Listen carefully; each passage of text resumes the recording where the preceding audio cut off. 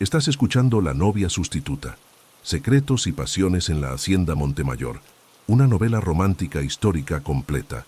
Cuando Elisa Montero huye en vísperas de su boda con el poderoso conde Eduardo Montemayor, dejando tras de sí únicamente una carta misteriosa, su familia se enfrenta a la mayor crisis de sus vidas. Para evitar el escándalo que destruiría generaciones de honor y tradición, Isabel, la hermana menor de apenas 20 años, se ve obligada a ocupar el lugar de Elisa en el altar. Lo que debería ser tan solo una farsa para salvar las apariencias, se transforma en algo mucho más peligroso cuando Isabel descubre que Eduardo no es el hombre frío y calculador que imaginaba, sino alguien con secretos propios y un corazón capaz de una pasión devastadora. Entre los campos dorados de la Hacienda Montemayor, bajo el cielo infinito de Castilla, florece una historia de amor prohibida, desafiando convenciones sociales y revelando verdades que podrían destruir a dos familias poderosas. Porque a veces el destino nos coloca exactamente donde necesitamos estar, aun cuando no sea donde queríamos ir.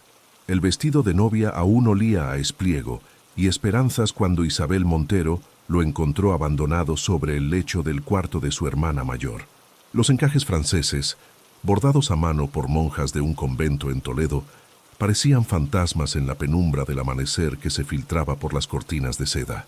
Era el día que debería haber sido el más dichoso en la vida de Elisa, y sin embargo, había desaparecido como humo en la madrugada, dejando únicamente una carta sellada con lacre rojo sobre la almohada. «Isabel, ven aquí inmediatamente». La voz de su madre, doña Marina Montero, resonó por los corredores de la casa solariega como un trueno lejano, cargada de una urgencia que hizo que el corazón de la joven se acelerara sin compás. En los 20 años de su vida, Isabel jamás había oído aquel tono particular de desesperación en la voz de la matriarca de la familia, una mujer que había enfrentado sequías, plagas en los cultivos y la muerte prematura del marido sin perder jamás la compostura. Cuando Isabel descendió las escaleras de nogal que crujían bajo sus pies descalzos, encontró a toda la familia reunida en el salón principal. Su padre, el coronel Augusto Montero, estaba sentado en su butaca de cuero, con la carta de Elisa temblando en sus manos curtidas. Su rostro, normalmente bronceado por el sol castellano, estaba pálido como la cera de una vela. Doña Marina caminaba de un lado a otro sobre la alfombra persa, sus faldas rozando el suelo, en un susurro hipnótico que no hacía sino intensificar el silencio tenso del salón. «¿Qué ha ocurrido?», preguntó Isabel, aunque su corazón ya conocía la respuesta antes incluso de que las palabras salieran de sus labios. «Tu hermana».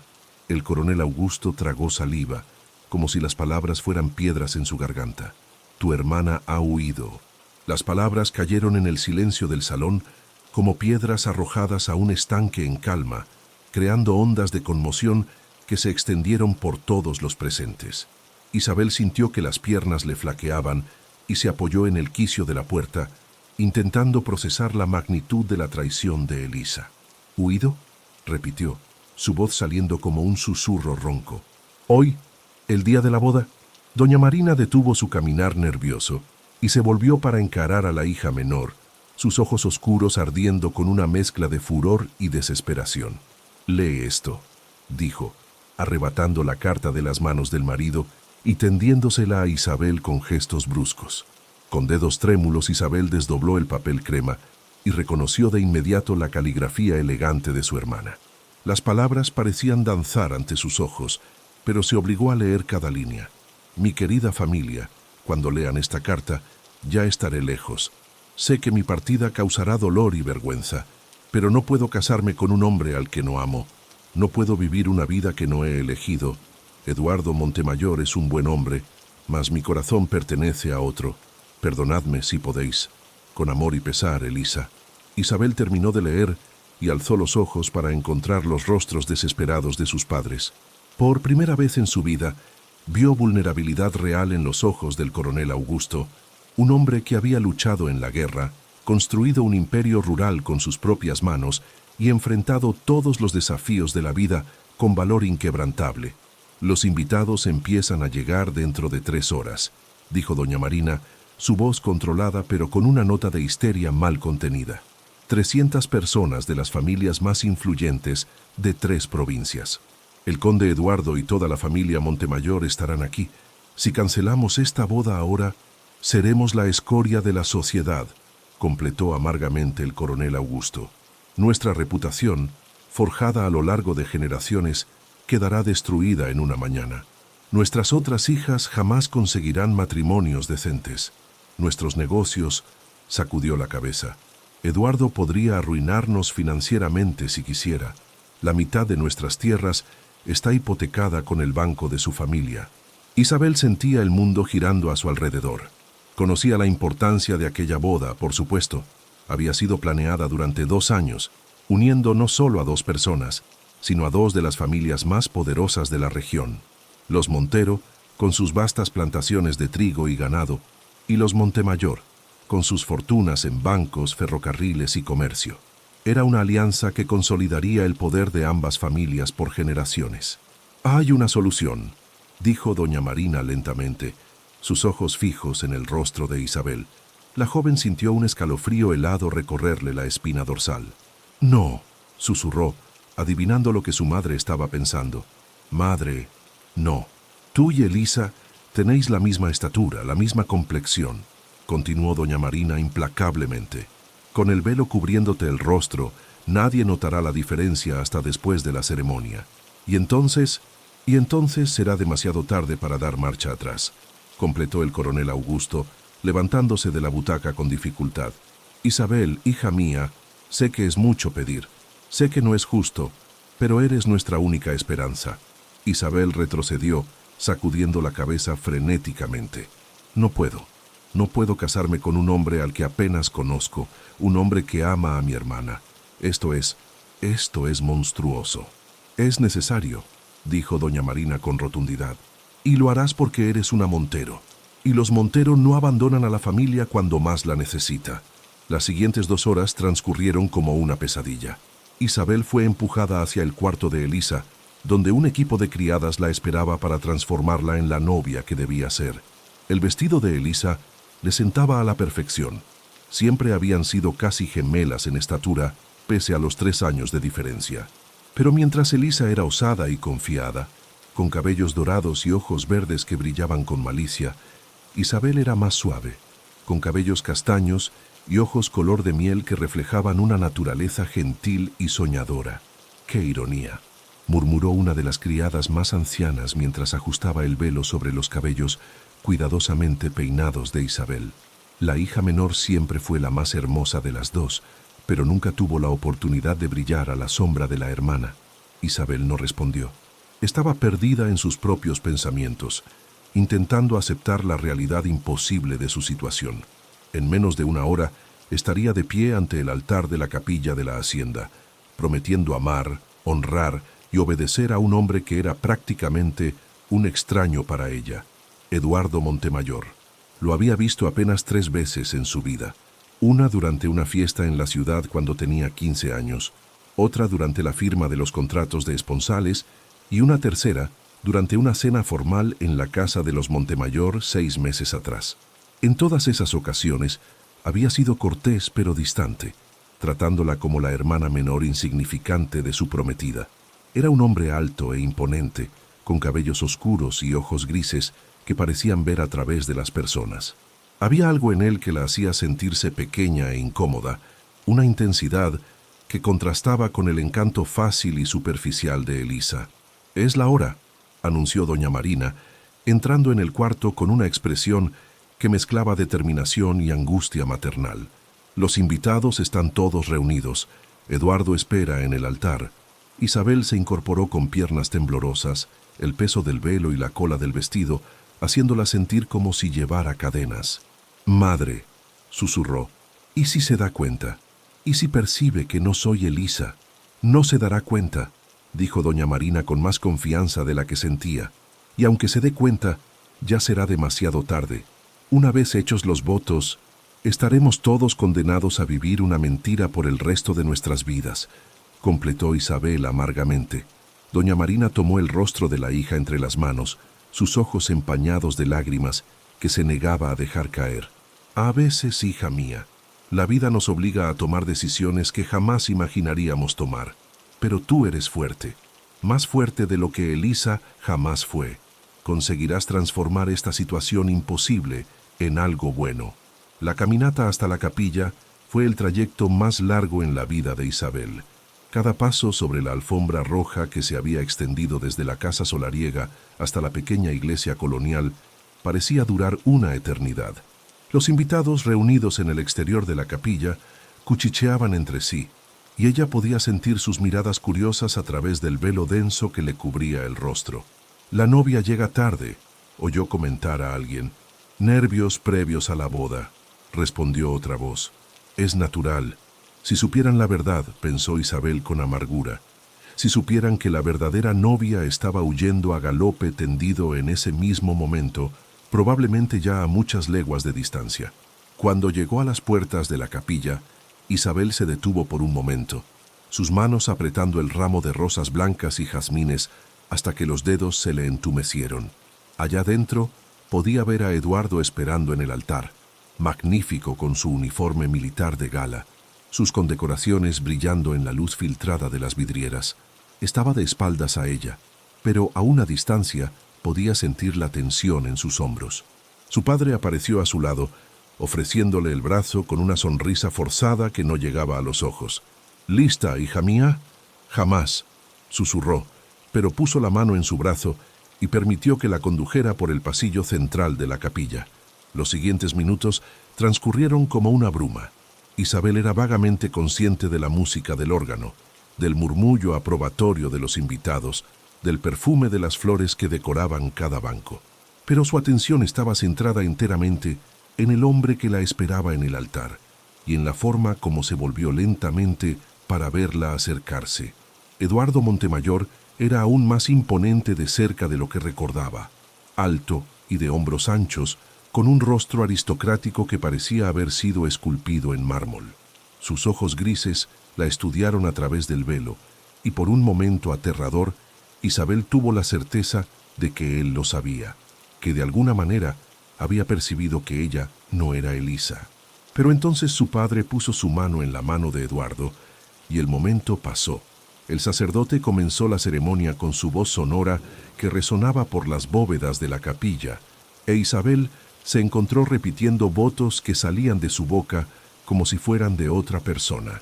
«¿Aceptáis a Eduardo Montemayor como vuestro legítimo esposo?», preguntó el sacerdote. «Sí, acepto», respondió Isabel, su voz saliendo más firme de lo que esperaba. «¿Aceptáis a Elisa Montero como vuestra legítima esposa?», preguntó el sacerdote a Eduardo. Hubo una pausa casi imperceptible antes de que Eduardo respondiera, sus ojos aún fijos en el rostro parcialmente oculto de Isabel. «Sí, acepto». Cuando el sacerdote los declaró marido y mujer, Eduardo alzó el velo para el beso matrimonial. Isabel cerró los ojos, esperando que su farsa fuera descubierta en aquel momento crucial. Pero cuando sus labios se encontraron, sintió algo completamente inesperado, una chispa de algo que no conseguía nombrar, algo cálido y peligroso que hizo que su corazón se acelerara. Eduardo se apartó lentamente, sus ojos encontrando los de ella por primera vez sin barreras. Por un momento que pareció durar una eternidad, simplemente se miraron, e Isabel vio algo en sus ojos que la hizo estremecer. No era ira o sorpresa, sino algo mucho más complicado. «Hola, Isabel», susurró tan bajo que solo ella pudo oírlo. Él lo sabía. Durante toda la ceremonia había sabido que ella no era Elisa, y aún así había continuado con la boda. La recepción que siguió fue una tortura elaborada. Isabel sonrió y saludó. Recibió felicitaciones y bendiciones de cientos de invitados, todos los cuales creían estar celebrando la boda de Elisa Montero. Eduardo permaneció a su lado durante toda la fiesta, representando el papel del novio dichoso con una pericia que la asombraba. Bailó con ella, brindó con ella, e incluso se rió de algunos chistes de los invitados, pero Isabel podía sentir la tensión irradiando de él como calor de un horno. Fue solamente cuando los últimos invitados partieron y se quedaron a solas en el salón engalanado de la hacienda que Eduardo finalmente habló. «¿Cuándo piensas explicarme qué ha pasado con mi prometida?», preguntó. su voz serena pero cargada de una autoridad que hizo que Isabel se encogiera. Yo... empezó, luego se detuvo. No había forma de embellecer la verdad. Elisa huyó. Esta mañana. Dejó una carta diciendo que amaba a otro hombre. Eduardo asintió lentamente, como si sus sospechas hubieran sido confirmadas. Y tú decidiste ocupar su lugar. No decidí nada, replicó Isabel, una centella de ira dando fuerza a su voz. Fui obligada por mi familia. Dijeron que era la única forma de evitar el escándalo, de salvar nuestra reputación. Y lo que tú quisieras no importaba, observó Eduardo, y había algo en su tono que podría haber sido compasión. Nunca ha importado, respondió Isabel con amargura. Soy la hija menor, la suplente. Mi papel siempre ha sido quedarme a la sombra de Elisa y hacer lo que se esperaba de mí. Eduardo caminó hasta la ventana que daba a los jardines de la hacienda, sus manos enlazadas a la espalda. Sabes que este matrimonio no puede ser anulado, dijo tras un largo momento, no sin causar exactamente el tipo de escándalo que tu familia quería evitar. Lo sé, susurró Isabel, y sabes que legalmente ahora eres mi esposa, la condesa Montemayor. También lo sé. Eduardo se volvió para encararla nuevamente, sus ojos grises imposibles de descifrar. La pregunta es, ¿qué hacemos ahora? Isabel lo miró fijamente, intentando encontrar valor en algún lugar dentro de sí. Supongo que eso depende de vos. Podéis echarme, podéis pedir la anulación y enfrentar el escándalo, o puedo aceptar que el destino nos ha jugado una mala pasada elaborada e intentar sacar lo mejor de esta situación imposible, completó Eduardo. ¿Haríais eso?, preguntó, sorprendida por la posibilidad. Eduardo la estudió durante un largo momento, sus ojos recorriendo su rostro como si la estuviera viendo por primera vez. No os parecéis en nada a vuestra hermana, ¿verdad? Isabel bajó los ojos. No, Elisa siempre fue la hermosa, la popular, la confiada. Yo siempre he sido solo la gentil, interrumpió Eduardo suavemente. La sincera, la que tiene un corazón genuino. Isabel alzó los ojos sorprendida, encontrando algo en su expresión que hizo que su corazón diera un salto. ¿Puedo confesar algo?, continuó Eduardo acercándose a ella lentamente. En todas las veces que visité a vuestra familia, en todas las cenas y encuentros formales, me encontraba observándoos a vos en lugar de a Elisa. Había algo en vos, una quietud, una profundidad que me intrigaba. Pero estabais prometido con Elisa, protestó Isabel. Estaba prometido con Elisa porque era lo que se esperaba de mí, dijo Eduardo con una honestidad brutal.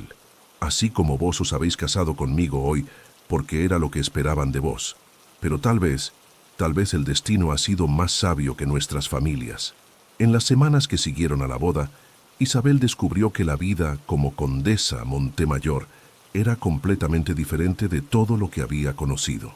La hacienda Montemayor era vasta y próspera, con miles de hectáreas de tierras fértiles que se extendían hasta donde alcanzaba la vista. La casa principal era un palacete, con decenas de habitaciones, salones elaboradamente decorados y jardines que rivalizaban con los de los palacios reales. Eduardo era un anfitrión atento, pero mantenía una distancia respetuosa que dejaba a Isabel confundida.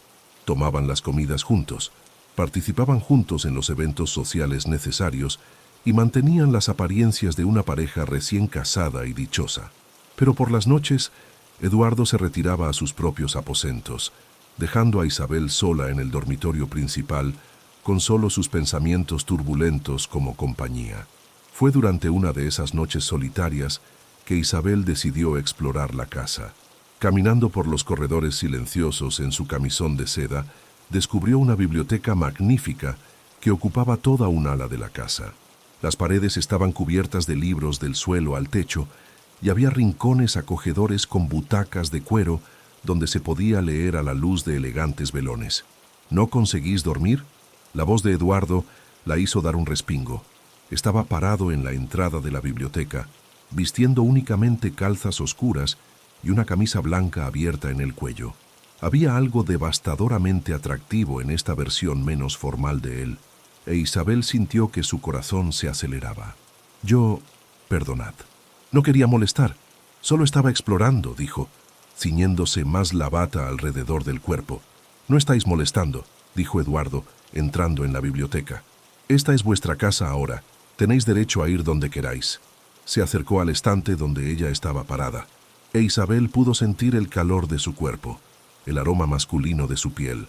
¿Os gusta leer?, preguntó. Me encanta, admitió Isabel. Siempre ha sido mi escape. Cuando era niña pasaba horas perdida en historias de aventuras y romances.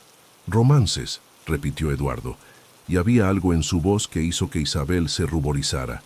¿Y qué os parecieron los romances? ¿Correspondieron a la realidad? Isabel lo miró fijamente, intentando descifrar la expresión en sus ojos. Aún no lo sé, dijo honestamente. Mi experiencia con el romance apenas está comenzando. Eduardo dio un paso más cerca, e Isabel sintió su espalda tocar el estante de libros detrás de ella. Isabel, dijo suavemente, ¿puedo haceros una pregunta personal? Ella asintió, no confiando en su voz. ¿Habéis sido besada alguna vez? Antes de hoy, quiero decir. La pregunta la pilló desprevenida. Una vez, admitió. Cuando tenía 17 años, el hijo del hacendado vecino me besó durante las fiestas de San Juan. ¿Y? Insistió Eduardo. Y fue decepcionante, confesó Isabel. Nada como describían los libros. Eduardo sonrió, y fue la primera sonrisa genuina que ella había visto en él. Los libros mienten a veces, dijo, pero a veces dicen la verdad. Antes de que Isabel pudiera preguntar qué quería decir, Eduardo había puesto las manos a cada lado de su rostro y capturado sus labios con los suyos. Este beso fue completamente diferente del beso casto que habían compartido en el altar. Este beso fue profundo, apasionado, lleno de un deseo que hizo que Isabel sintiera como si se estuviera derritiendo. Cuando se separaron, ambos estaban sin aliento. «Esto», murmuró Eduardo contra sus labios, «¿fue más como describían los libros?» «Mejor», susurró Isabel, «mucho mejor». La relación entre ellos cambió después de aquella noche en la biblioteca. Aún mantenían dormitorios separados, aún eran cautelosos el uno con el otro durante el día, pero había una nueva conciencia entre ellos, una tensión sexual que parecía crecer con cada mirada compartida, con cada roce accidental de manos. Eduardo comenzó a cortejarla de forma apropiada, llevándole flores a su habitación, invitándola a cabalgatas matinales por los campos, enseñándole sobre la administración de la hacienda. Isabel descubrió que era mucho más inteligente e interesante de lo que había imaginado. Había estudiado en Europa, hablaba 4 idiomas y tenía opiniones fascinantes sobre arte, política y literatura. «¿Por qué os habríais casado con Elisa?», preguntó una tarde mientras paseaban por los jardines. «Sois tan diferentes».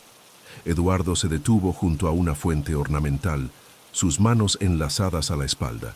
«Porque era lo que se esperaba de mí», dijo simplemente. «Mi padre arregló el matrimonio cuando yo tenía 25 años. Elisa era hermosa, de buena familia, y parecía maleable». ¿Maleable? Alguien que sería feliz siendo la esposa de un conde, que no cuestionaría mi estilo de vida o mis decisiones, explicó Eduardo. Alguien que estaría satisfecha con joyas, vestidos hermosos y fiestas.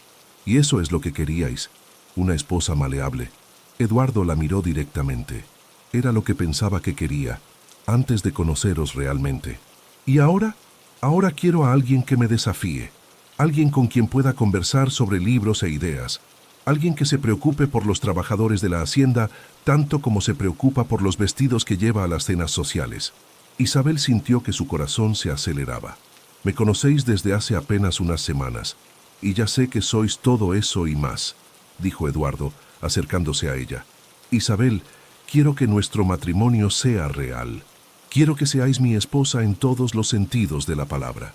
Antes de que ella pudiera responder, fueron interrumpidos por la llegada de un visitante inesperado.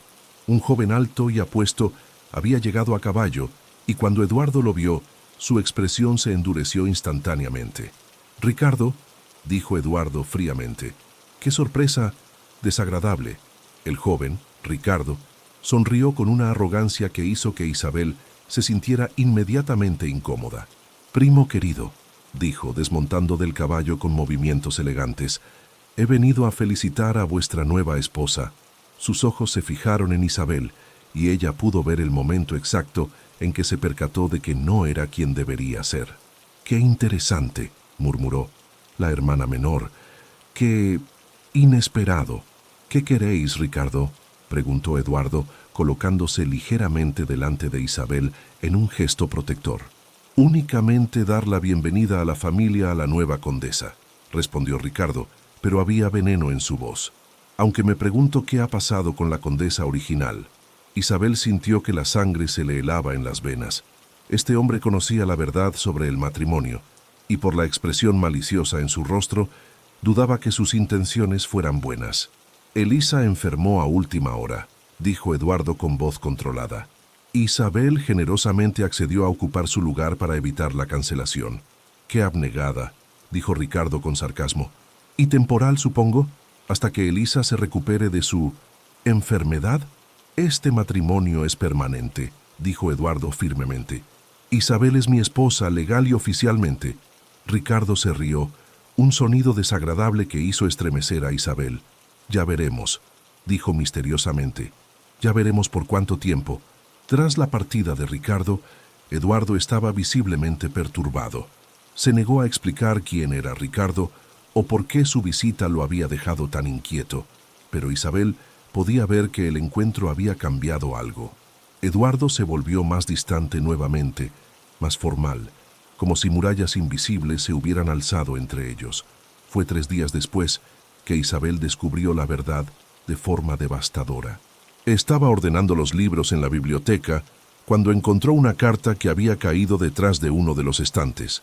La carta estaba dirigida a Eduardo, y aunque sabía que no debería leerla, no pudo resistirse. La carta era de Ricardo, y su contenido hizo que la sangre de Isabel se congelara. «Primo querido, ¿qué farsa tan elaborada estáis representando? Imagino que creéis que podéis mantener vuestra pequeña mentira indefinidamente, pero tengo malas noticias. He descubierto dónde se esconde Elisa, así como con quién. Os conmocionará saber que no huyó sola, sino con vuestro propio hermano, Miguel. Sí, mi querido primo, vuestro hermano menor y vuestra prometida huyeron juntos, enamorados desde hace años. La pregunta es, ¿cuánto estáis dispuesto a pagar para mantener este secreto en familia?» La carta continuaba con demandas explícitas de dinero y propiedades, pero Isabel no pudo leer más. Sus manos temblaban tanto que las palabras se volvieron borrosas en la página. Miguel, el hermano menor de Eduardo, que había partido para Europa un año atrás supuestamente para estudios. Elisa había huido con Miguel. «¿Isabel?», la voz de Eduardo la hizo dar un respingo. Estaba parado en la entrada de la biblioteca, y cuando vio la carta en sus manos, su expresión se volvió mortal. «¿Habéis leído?», dijo. No una pregunta, sino una afirmación. «Yo...». La carta estaba en el suelo. No pretendía... Empezó, pero Eduardo alzó una mano para silenciarla. «Así que ahora conocéis la verdad», dijo amargamente. «Mi prometida me traicionó con mi propio hermano, y yo me casé con una sustituta para salvar las apariencias». «Eduardo, lo siento mucho», empezó Isabel, pero él se apartó cuando ella intentó acercarse. «¿Lo sentís?», repitió con una risa amarga. «¿Por qué?». «Por descubrir que vuestro matrimonio con el noble conde no es más que una farsa elaborada. Por daros cuenta de que fuisteis usada tanto como yo». Sus palabras la golpearon como bofetadas físicas. «Eso no es verdad», dijo, sus propias palabras temblando de emoción. «Tal vez el matrimonio haya empezado como una farsa, pero lo que siento por vos es real». Eduardo se detuvo, su espalda rígida. «¿Qué habéis dicho?». «He dicho que os amo», declaró Isabel, las palabras saliendo en un torrente valiente. «Sé que es una locura, sé que nos conocemos desde hace apenas unas semanas, pero os amo, Eduardo.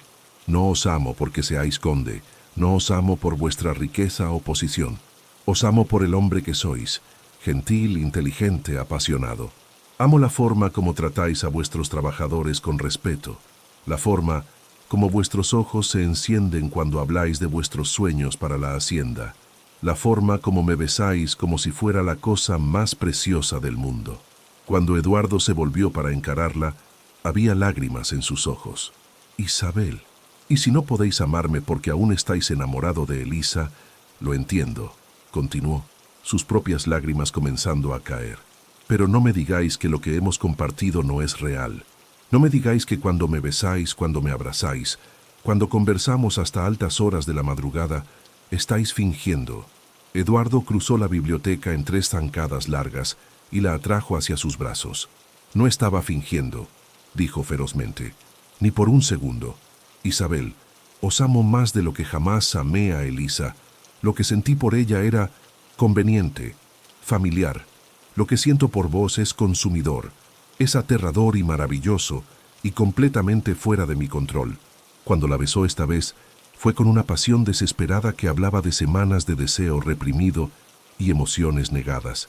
Isabel se derritió contra él, sus manos enredándose en su cabello, su cuerpo presionado contra el suyo de forma que la hizo sentir como si estuviera ardiendo. «Sed mi esposa», murmuró Eduardo contra sus labios. «Realmente mi esposa». «Ya lo soy», respondió Isabel. «Siempre lo he sido, desde el momento en que dije, sí, acepto». Lo que siguió fue una noche de descubrimientos tiernos y pasión que superó todos los romances que Isabel había leído. Eduardo la amó con una gentileza que trajo lágrimas a sus ojos y una intensidad que hizo que su cuerpo cantara de formas que jamás había imaginado que fueran posibles. Cuando despertaron entrelazados a la mañana siguiente, Eduardo trazó patrones perezosos en la piel desnuda de Isabel. «No me importa Ricardo y sus amenazas», dijo suavemente. «No me importa lo que la gente vaya a decir cuando descubra la verdad. Vos sois mi esposa, y eso es lo que importa». «¿Y Elisa?», preguntó Isabel. «¿Y Miguel?». Eduardo suspiró. «Miguel es mi hermano, y siempre será bienvenido en nuestra casa cuando decida volver. En cuanto a Elisa, espero que sea feliz. Nos hizo un favor al fin y al cabo. Sin su valor de seguir su corazón, nosotros nunca habríamos descubierto el nuestro, pero su felicidad sería puesta a prueba más pronto de lo que esperaban». La semana siguiente, Ricardo regresó a la hacienda acompañado de 2 hombres que Isabel no reconoció, abogados, por el aspecto formal y calculador que exhibían. Eduardo los recibió en el despacho principal, pero esta vez insistió en que Isabel estuviera presente. «Mi querido primo», empezó Ricardo con su voz oleaginosa, «he venido a presentaros algunos hechos interesantes sobre vuestro matrimonio, irregular». Uno de los abogados abrió una cartera de cuero y sacó diversos documentos. «Conde Montemayor, nuestra investigación ha revelado que la ceremonia de matrimonio se realizó bajo falsa identidad. Técnicamente, el matrimonio es inválido, pues se contrajo mediante fraude». Isabel sintió que la sangre se le helaba en las venas, pero Eduardo permaneció impasible. «¿Y cuál sería vuestro interés en esto, Ricardo?». «Bueno», Ricardo sonrió como un depredador. «Resulta que tengo un comprador interesado en las tierras del sur de la hacienda. Tierras que, si el matrimonio fuera anulado, reverterían a mi posesión como heredero más próximo tras vuestra soltería. Estáis soñando si pensáis que voy a entregar cualquier parte de esta propiedad», dijo Eduardo fríamente. «Ah, pero no entendéis», intervino el segundo abogado. «También tenemos evidencias de que la verdadera señorita Elisa Montero está viva y dispuesta a testificar que fue coaccionada a huir por amenazas de la familia Montemayor. Esto convertiría todo el arreglo subsecuente en una conspiración fraudulenta». Isabel ya no pudo contenerse más. «Eso es mentira. Elisa huyó por voluntad propia, escribió una carta que convenientemente ha desaparecido», dijo Ricardo con falso pesar. «Y tenemos testigos que dirán lo contrario». Eduardo se levantó lentamente, su presencia llenando la sala como una tormenta que se aproxima. «Salid de mi casa, ahora». «Pensadlo bien, primo», dijo Ricardo, levantándose también. «Tenéis una semana para considerar mi oferta. Vendedme las tierras del sur por un precio justo, y todos estos documentos desagradables desaparecerán. Rechazadla, y veréis vuestra reputación destruida en los tribunales y en los periódicos de toda la provincia». Tras la partida de los visitantes no bienvenidos, Eduardo permaneció en silencio durante mucho tiempo, mirando por la ventana hacia las tierras que su familia había cultivado durante generaciones. «¿Puede hacer eso?», preguntó Isabel finalmente. «¿Puede realmente anular nuestro matrimonio?». «Puede intentarlo», respondió Eduardo, «y aunque no lo consiga, puede causar daños suficientes para destruirnos social y financieramente. Entonces, ¿qué hacemos? Eduardo se volvió para encararla, e Isabel vio una determinación férrea en sus ojos. Luchamos, pero primero necesitamos encontrar a Elisa y Miguel. Si Ricardo tiene acceso a ellos, necesitamos descubrir qué está pasando realmente. La búsqueda de los fugitivos llevó a Eduardo e Isabel por un viaje a través de 3 provincias.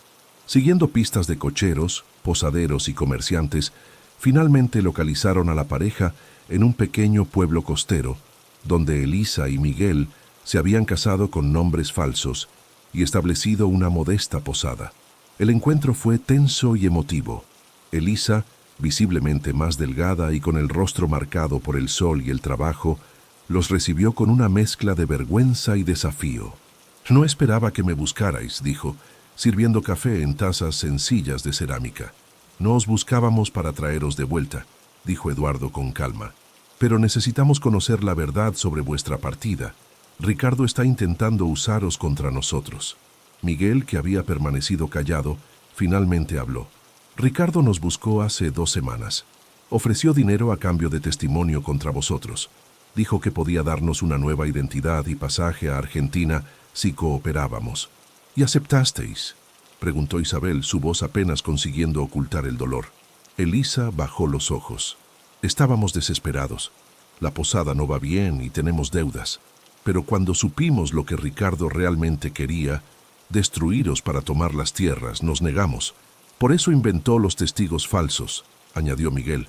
«Cuando no consiguió nuestra cooperación, decidió fabricar pruebas». Eduardo e Isabel intercambiaron miradas de alivio. «¿Testificaríais la verdad si fuera necesario?», preguntó Eduardo. «Sí», dijo Elisa sin vacilación. «Isabel, sé que causé mucho dolor con mi huida, pero jamás permitiría que fueras perjudicada por mi cobardía». El regreso a la hacienda Montemayor fue triunfante, pero la batalla legal que siguió fue larga y desgastante. Ricardo, al descubrir que había perdido sus piezas principales, intentó otras tácticas, sobornando funcionarios, esparciendo rumores maliciosos, incluso tratando de sabotear las operaciones de la hacienda. Fue durante una de esas tentativas de sabotaje que la verdad sobre las motivaciones de Ricardo finalmente salió a la luz. Uno de los trabajadores de la hacienda, que había sido abordado por Ricardo para envenenar el ganado, trajo a Isabel una carta que el hombre había dejado caer. La carta revelaba que Ricardo estaba profundamente endeudado con prestamistas peligrosos y que la venta de las tierras del sur era su única esperanza de saldar esas deudas antes de que fuera asesinado por sus acreedores. «No lo está haciendo solo por codicia», dijo Isabel a Eduardo mientras leían la carta juntos. «Lo está haciendo por desesperación». Eduardo asintió pensativo. «Eso no justifica sus acciones, pero tal vez explique por qué está dispuesto a llegar tan lejos. Tal vez podamos ayudarlo de otra forma», sugirió Isabel. «Sin entregar las tierras, pero encontrando una solución que lo salve de la ruina». Eduardo miró a su esposa con admiración creciente. «Seguís sorprendiéndome con vuestra generosidad. Es vuestra familia», dijo Isabel simplemente. «Y la familia vale más que la tierra». La confrontación final tuvo lugar en la biblioteca de la hacienda, donde todo había comenzado. Eduardo enfrentó a Ricardo con las pruebas de su situación desesperada, pero en lugar de amenazarlo, le ofreció una alternativa. «Trabajad para mí», dijo Eduardo. «Administrad la expansión de las operaciones de la hacienda hacia el norte. Es un trabajo honesto que pagará lo suficiente para resolver vuestras deudas en 2 años». Ricardo, derrotado y humillado, inicialmente se negó. Pero cuando los prestamistas aparecieron en la puerta de la hacienda 3 días después, no tuvo más opción que aceptar la oferta de Eduardo. El cambio en Ricardo fue gradual, pero notable. El trabajo honesto y la responsabilidad genuina transformaron al hombre amargo y desesperado en alguien que Isabel llegó a respetar, si no a querer completamente. 6 meses después del matrimonio forzado que había cambiado sus vidas, Isabel y Eduardo renovaron sus votos en la misma capilla, pero esta vez por elección propia y con los corazones llenos de amor verdadero. Elisa y Miguel estuvieron presentes, sus propios corazones finalmente en paz, así como las familias que habían aprendido que a veces el destino sabe mejor que los planes humanos. ¿Aceptáis a Isabel Montero como vuestra legítima esposa?, preguntó el sacerdote. Sí, acepto, respondió Eduardo, sus ojos fijos en los de ella. Ahora y siempre. ¿Aceptáis a Eduardo Montemayor como vuestro legítimo esposo? Sí, acepto, dijo Isabel, su voz clara y fuerte, por toda esta vida y más allá. Cuando se besaron, fue con la pasión de amantes verdaderos y la seguridad de compañeros que habían enfrentado tempestades juntos y emergido más fuertes. La hacienda Montemayor prosperó bajo la administración conjunta de Eduardo e Isabel. Ella aportó una perspectiva femenina y humanitaria que transformó no solo la operación de la hacienda, sino también las vidas de todos los que trabajaban allí. Eduardo, por su parte, descubrió que compartir responsabilidades no disminuía su poder, sino que lo multiplicaba. Un año después de la renovación de los votos, Isabel dio a luz al primer hijo de la pareja, un niño robusto que heredó los ojos grises del padre y la determinación gentil de la madre. Lo llamaron Gabriel, porque como el ángel había traído buenas nuevas, la noticia de que el amor verdadero puede, en efecto, crecer de las circunstancias más improbables. Elisa y Miguel visitaban regularmente su propia posada, ahora próspera, gracias a un préstamo sin intereses de Eduardo. Ellos también habían encontrado la felicidad en su vida sencilla, pero honesta, demostrando que a veces huir es la única forma de encontrar el camino correcto. Ricardo permaneció en la hacienda, eventualmente casándose con la hija de un hacendado vecino y encontrando en la paternidad una redención que ninguna cantidad de dinero podría haber comprado. Y en las noches silenciosas, cuando la luna bañaba los campos dorados de la hacienda Montemayor con su luz plateada, Isabel y Eduardo caminaban de la mano por los jardines donde su amor había florecido, sabiendo que habían encontrado algo que ni todos los arreglos familiares del mundo podrían crear. Una verdadera sociedad, un amor genuino y una felicidad que había crecido no a pesar de las dificultades, sino a través de ellas. ¿Os arrepentís?, preguntó Eduardo una noche, mientras observaban a Gabriel dormir en su cuna de caoba tallada. ¿De haberme casado con vos en lugar de Elisa? Isabel sonrió. Jamás. Fue la mejor decisión que nunca tomé. Eduardo se rió, atrayéndola hacia sus brazos. Y yo doy gracias todos los días por el valor de vuestra hermana de seguir su corazón. Sin ella, yo nunca habría descubierto el mío. Porque a veces las mejores historias de amor no comienzan con érase una vez, sino con no tuve elección. Y a veces, cuando nos vemos forzados a tomar un camino que jamás elegiríamos, descubrimos que era exactamente donde debíamos estar todo el tiempo. La hacienda Montemayor continuaría prosperando por generaciones, pero más importante que la riqueza material sería el legado de amor verdadero que Eduardo e Isabel construyeron. Un amor nacido del deber, nutrido por la comprensión y madurado en la certeza de que habían encontrado sus almas gemelas en el lugar más improbable de todos. Un matrimonio arreglado que se convirtió en la mayor aventura de sus vidas. Y así, bajo el cielo infinito de Castilla, donde las estrellas fueron testigos de su primer beso robado y su última promesa de amor eterno, la novia sustituta y su conde encontraron no solo la felicidad, sino la prueba de que el corazón humano es capaz de las más hermosas transformaciones cuando encuentra su verdadera mitad. Si os habéis emocionado con esta historia de amor nacido del sacrificio y madurado en la comprensión, no olvidéis suscribiros al canal y activar la campanita de notificaciones para no perderos ninguna de nuestras historias románticas. Nos vemos en la próxima aventura del corazón.